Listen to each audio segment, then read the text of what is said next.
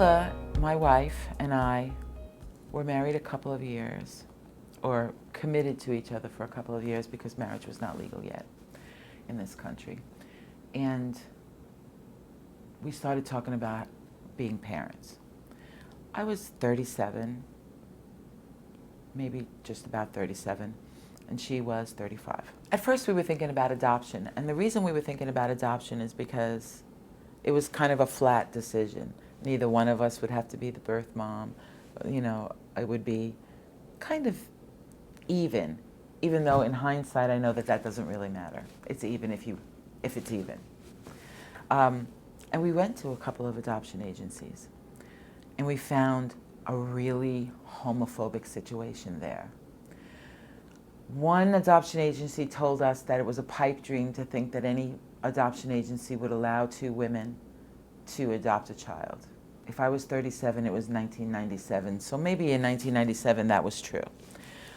We went to another one that offered us an open adoption, which I never thought was really stable for a child. I think a child is better off having the parents that they have and focusing on life with those parents. Just a personal feeling of mine. So I wasn't too interested in an open adoption situation. And then we went to a lovely adoption agency. They were beautiful there, and they were working with us. And then the social worker said to me, you know, I'm listening to the two of you talk, and I think that you two really want to be pregnant. And I was like, really? Because I didn't really give it too much conscious thought at this time. And she said, I think you should explore that a little bit. I'm happy to work with you if you decide that isn't what you want, but you should explore it. In the end, she was right. Now, I never thought about it in that context. But when I went home and we talked about it, and yeah, we wanted the whole thing. We wanted a pregnancy. We wanted all of that. Okay, so once we decided that, it was, well, who's going to have the baby? We decided it would be me because Sheila's extremely needle phobic. Show her a syringe even on TV and she wants to pass out. So if you're going to inseminate and if you're going to have a baby, there's a lot of needles involved. So I was going to do it. Where do we go? Who knows? So we tried to go to a couple of, you know, these group sessions, you know, gay parents, all that kind of thing. Finally, we found a woman in the New York City LGBT Center who was working on a program called Center Kids. And we talked to her about options for insemination. And she gave us the name of a doctor who was doing this kind of work with lesbian families.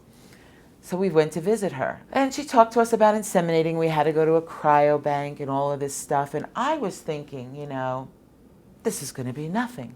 This is going to be easy. No problem. I'm a healthy woman. I had all the tests. Everything came back positive. It was a go. I had no endometriosis and all the other things that they check for. All good. It ain't easy. 2.5 years of inseminating monthly. Let me tell you what a life-invading process that is, because you have to act like you're pregnant always, because you never know if you are until the cycle completes and you find out if you are or not.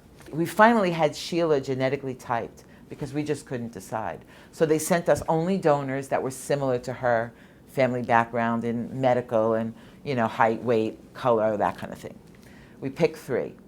Inseminate, nothing. Inseminate, nothing. 2.5 years.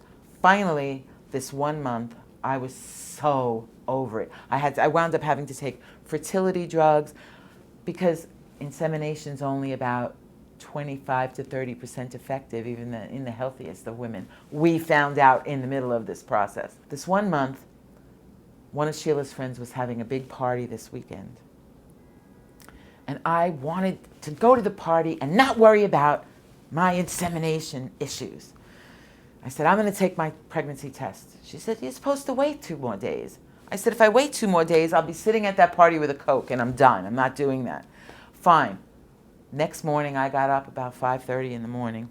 I go in the bathroom, I take the test. It's positive. I come running out of the bathroom. I'm like, get up right now. Get up. She's like, what? We're having a baby. Oh, that's nice, dear. We're what? I made a couple of phone calls that morning. I called my boss. And his response was, "You gotta be effing kidding me." And then my mom, of course, who was very excited. We went to the hospital, we got an actual, what they call the rabbit test, even though they no longer use rabbits for those tests, and found out that we were in fact pregnant. Very exciting time. The pregnancy was beautiful. And that child has just left for college. I didn't have a beer at that party, but it didn't seem to matter anymore. It was so joyous for us to become parents, but that didn't mean that the road wasn't hard. So I think I would say that sometimes the most joyful things in life are really hard to obtain. I know it sounds kind of corny, but this story really proves that you have to keep your eye on the prize, because I, on several occasions, wanted to give up.